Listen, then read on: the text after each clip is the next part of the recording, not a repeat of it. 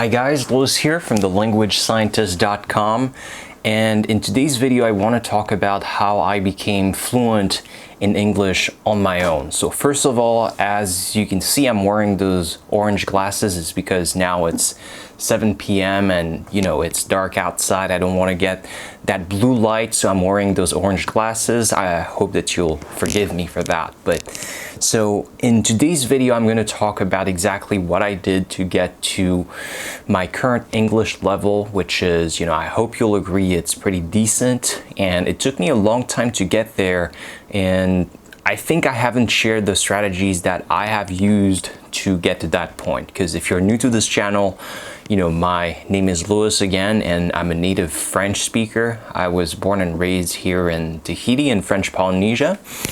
So a lot of you guys may not know what Tahiti is. It's a small island in the middle of the Pacific Ocean, and so no one speaks English here. Everyone speaks French or Tahitian. I could only speak French, and so I've never lived in an English-speaking country in the US or in England. Never been there. I've actually been to the US a few times for very short periods of time, just holidays and stuff like that.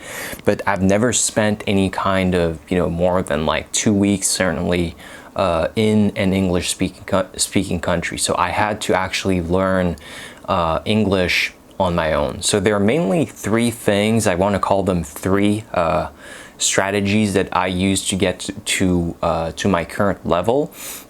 And two of them are things that I actually did to get to that point. And then the last strategy is something that I wish I did, something that if I had done it, I would have got to where I am a lot faster, and the journey would have been a lot smoother. So first of all, I just want to give you a little bit of background about me. So as I said, I'm from Tahiti in French Polynesia. When I got out of school, just like everyone basically who goes through the French education system, I studied English for 7 years, and at the end of the 7 years, I could not have a proper conversation in English with a native speaker. I could not, watch a TV show and actually understand most of it. So I'm not saying that school doesn't work as far as like English classes, but all I'm saying is that it's nowhere near enough. It's not sufficient, and school doesn't expose you to sort of the quantity of English that you actually need in order to be fluent. I'll get into that in a moment. So I got out of school and I thought I was pretty good, but I still could not have conversations in English. I still could not understand, TV shows and movies in English, certainly. And so one example of that is when I went to college, I was in Switzerland, and there were a lot of exchange students in my university.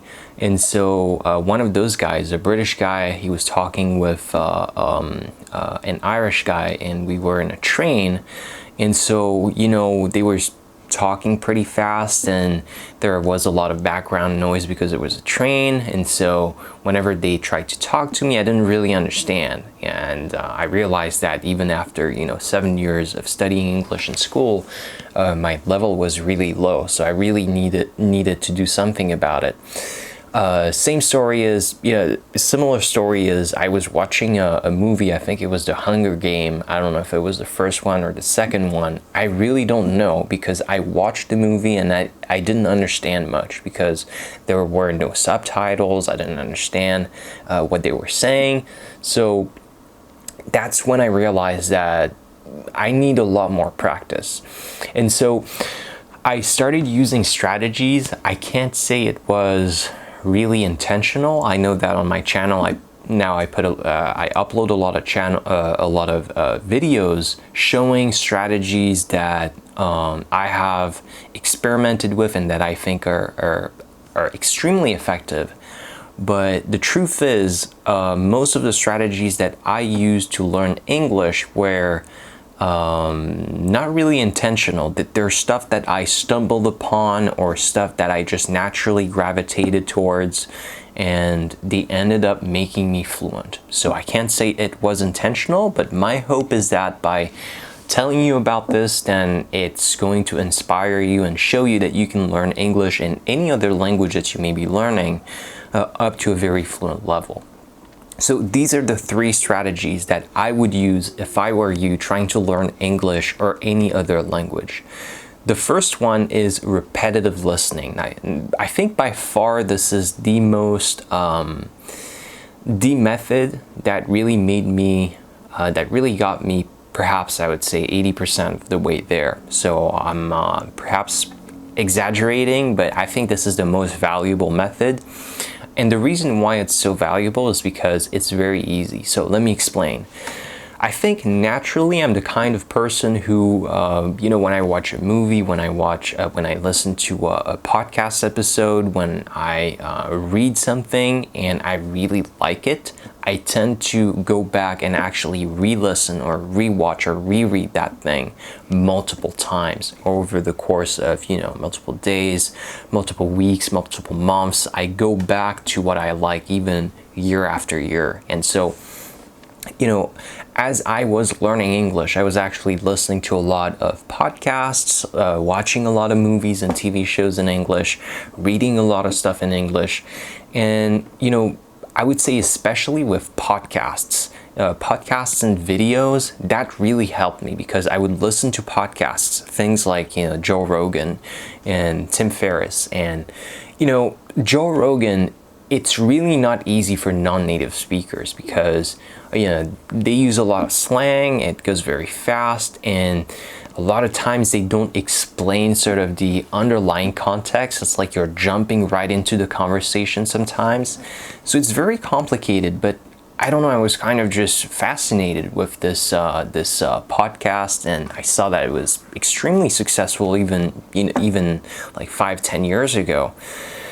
And so I continued just listening to the same episodes. I also listened to London Real, back in the days, and I just listened to the same episodes again and again and again and again. And I don't think it was, I'm pretty sure it was not for me a really an intentional sort of will to actually learn English. I was just fascinated with it. And so the result of that was that I was exposed to the same words, the same grammatical constructions, the same pronunciation patterns over and over and over again. And now I realize that repetition really is the name of the game when it comes to language learning, when it comes to learning English or learning any language. Repetition is the name of the game. It's extremely important. I've talked about that in many, many videos, and I can't emphasize that enough. And repetitive listening, that is the act of listening to the same stuff over and over again over the course of multiple days, weeks, months, and potentially years, has had a huge benefit on my English, speaking and listening ability, certainly. So that's the first thing, repetitive listening. And the way that you can do this, it's pretty easy. Just, listen to the same stuff over and over again. Now, second strategy I want to talk about. I would say it's like just, making the switch. So what I'm trying to say here is that I switched my way of living as if I was living in an English-speaking country. So I'm talking specifically about the period when I was in Switzerland. I lived in Switzerland, in the French-speaking part of Switzerland. And I don't know, from one day to the next, I just decided, I'm just going to do everything in English. So I just, every time I looked up something on the internet, I would just, look for it using English keywords on Google. I would only go on, English websites written in English. I would only read stuff in English, and I would only listen to stuff and watch stuff in English. That's basically it. And I tended to gravitate around like exchange students, for example.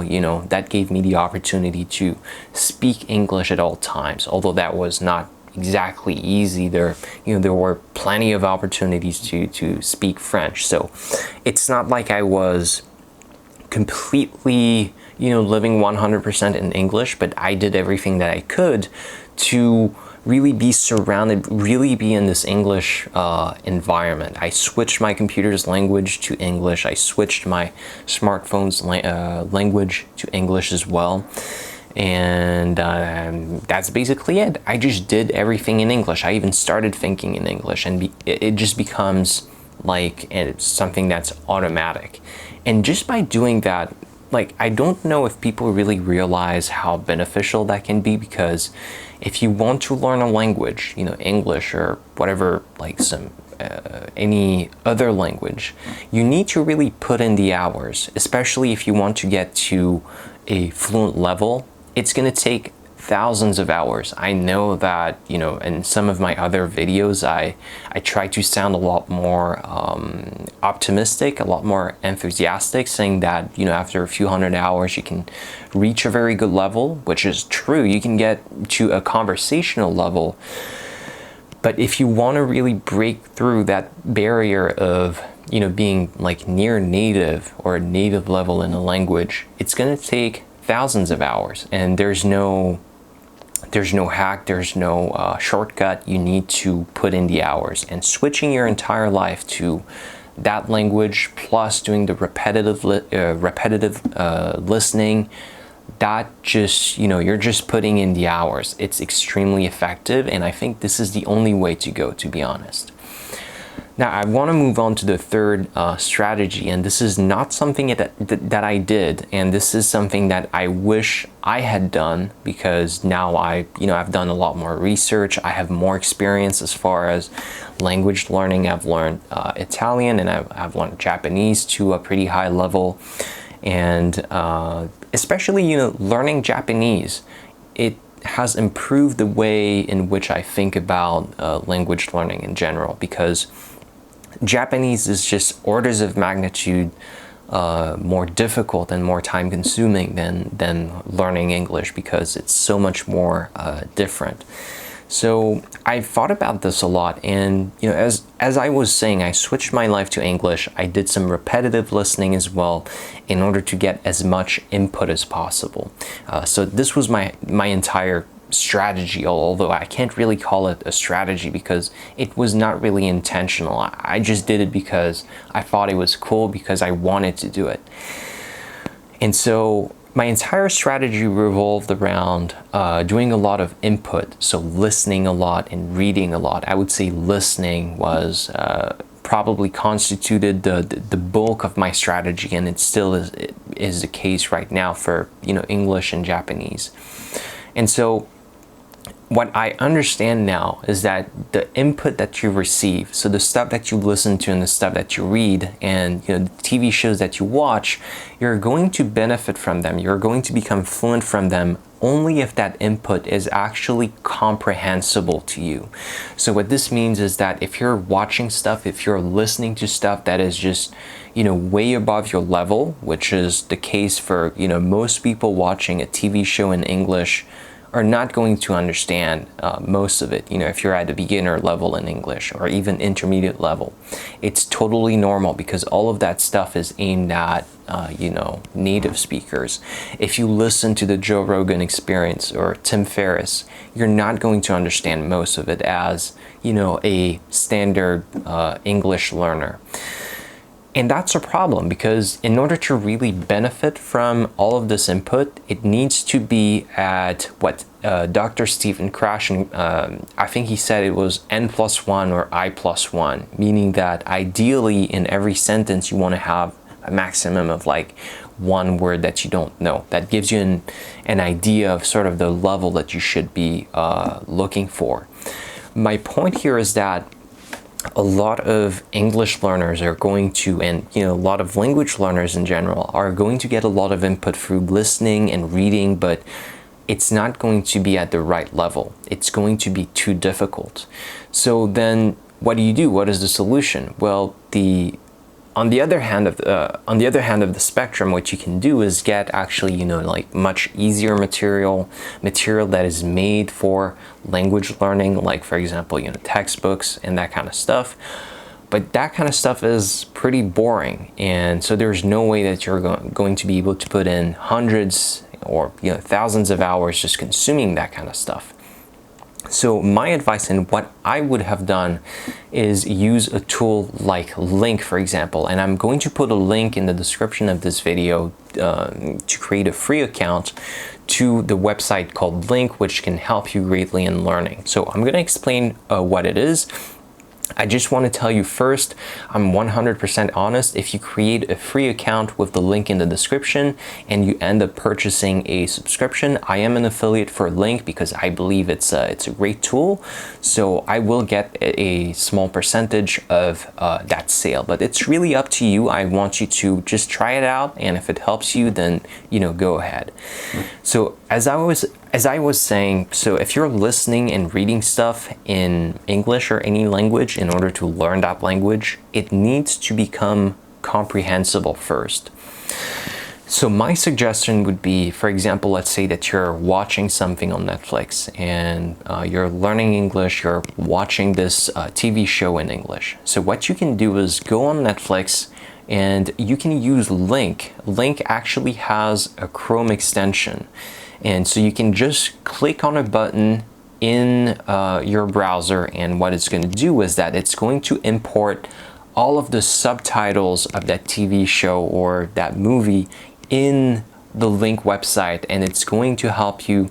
You're going to do assisted reading, and you can click on certain words and it's going to give you the translation for them. You can select entire phrases, sentences, and it's going to give you the translation of those sentences.